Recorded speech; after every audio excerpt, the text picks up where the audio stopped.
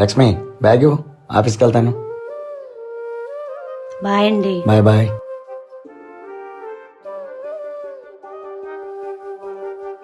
అరే సెల్ల మర్చిపోయానే. లక్ష్మి ఏంటి మళ్ళీ వచ్చారు? ఫోన్ మర్చిపోయిన, ఫోన్ తీసుకురా. సరే అండి. సాయంత్రం బేగా రెడీ అయ్యి ఉండు, మనం బయటికి వెళ్దాం. సరే అండి. సరే.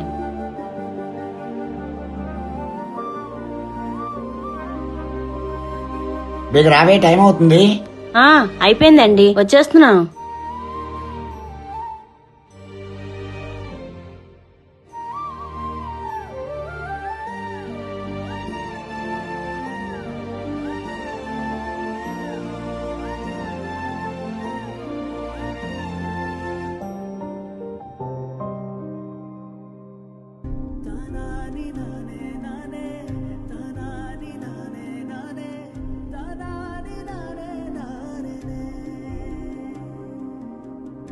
ఇదేంటండి వృద్ధాశ్రమానికి తీసుకొచ్చారు? మా నాన్నగారిని ఇందులో జాయిన్ చేసేద్దాం అనుకుంటున్నానే. అవునా, సరే మీ ఇష్టమండి. సరే పద, నిన్ను ఇప్పుడు మరొక చోటికి తీసుకెళ్తాను. ఎక్కడికండి? పద, నువ్వే చూద్దు గాని.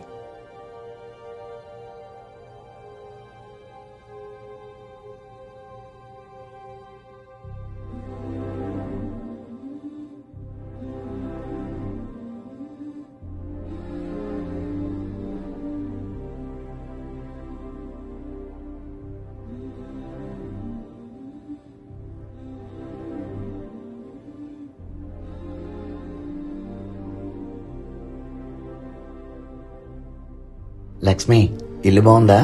వావ్, చాలా బాగుందండి. దీని రెంట్ ఎంత అనుకుంటున్నావు? ఎంతండి? ఓన్లీ 15,000 మాత్రమే. అయినా మన సొంత ఇల్లు ఉంటుండగా రెంట్కెందుకండి? మా నాన్నగారిని వృద్ధాశ్రమంలో జాయిన్ చేస్తున్నాం కదా, మరి ఆ ఇల్లు మా నాన్నగారిది కదా.